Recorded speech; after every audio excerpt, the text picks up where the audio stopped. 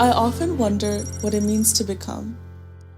To grow through the people we love, the mistakes we make, and the versions of ourselves we eventually shed. I've spent years looking back at who I was, wondering when exactly I became who I am now. This is my love letter to growing pains.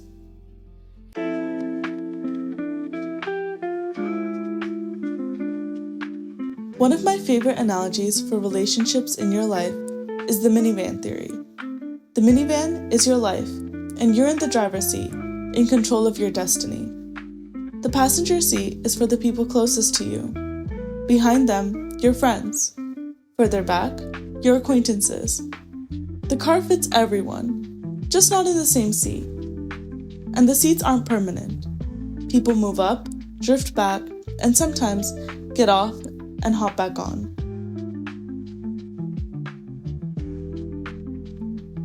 I love this analogy because it holds something beautiful. Someone can set the standard for what a passenger seat friendship looks like, and later teach you when it's time to let them move to the back. In a lot of situations in life, there's no need to slam the door shut or sit at the curb waiting. Sometimes it's enough to let the car keep moving. Not everyone rides at your speed. Sometimes people take an exit completely, and that's okay. If you're meant to ride together again, you will. And if someone becomes a backseat friend when they used to be your passenger seat, that's okay too. It wouldn't hurt to watch someone go, unless there were some good memories mixed in too. Don't beat yourself up for caring when people leave. Happy graduation and happy birthday.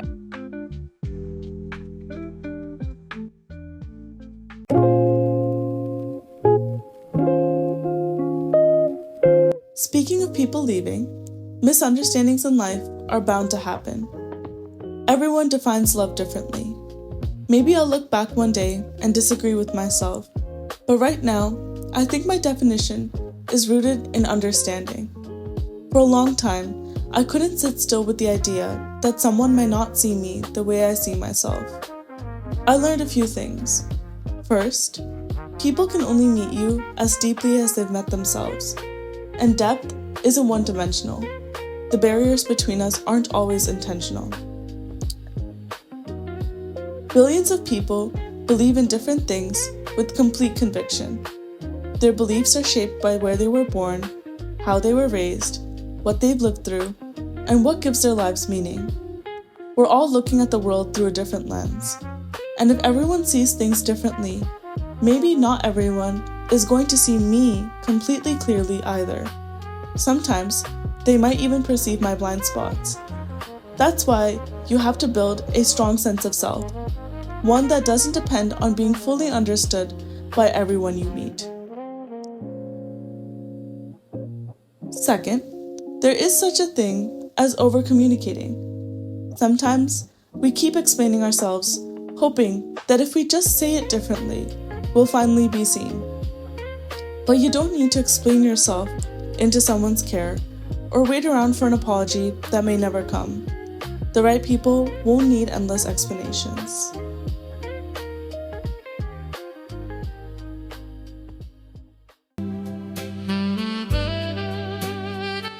The funny thing is, life pendulates.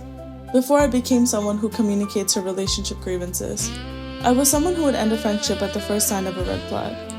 That part of me is still there, even if it looks a little different now. Maybe it's because I grew up in a liberal state? Somewhere along the way though, I started carrying it into my personal life like a gavel. I still feel that impulse sometimes. It just doesn't always win anymore. There are endings in my life I still carry a small ache for, especially one from high school. Not because I think they wouldn't have happened eventually, I think they would have, but because I wish some of them had been softer, more bittersweet than abrupt. We're all human, and to be human is to fail sometimes. Some goodbyes deserve more grace than we give them. But I couldn't extend grace to others until I learned to extend it to myself. Love isn't something we earn or win through good behavior.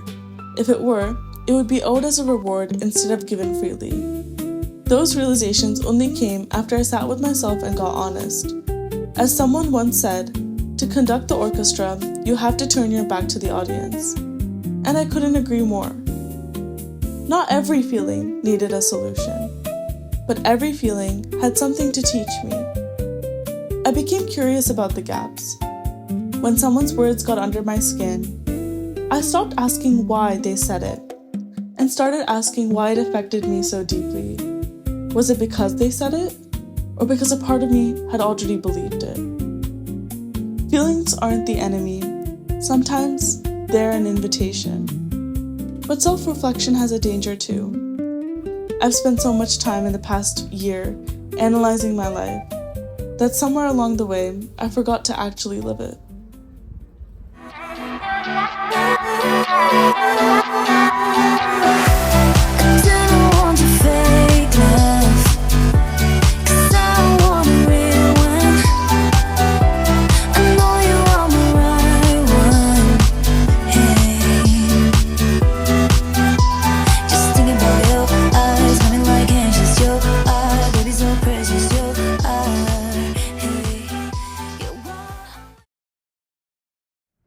By now, you may have noticed there's a through line in all of this.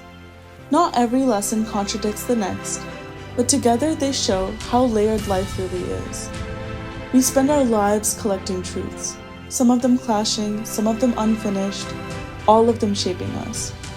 And maybe that's the beauty of being here, that we're allowed to be works in progress, allowed to outgrow what once saved us, allowed to hold grief and gratitude in the same hand, allowed to contain multitudes. And maybe, just maybe, the real art of becoming is honoring every version of yourself that got you here, while still leaving room to surprise yourself.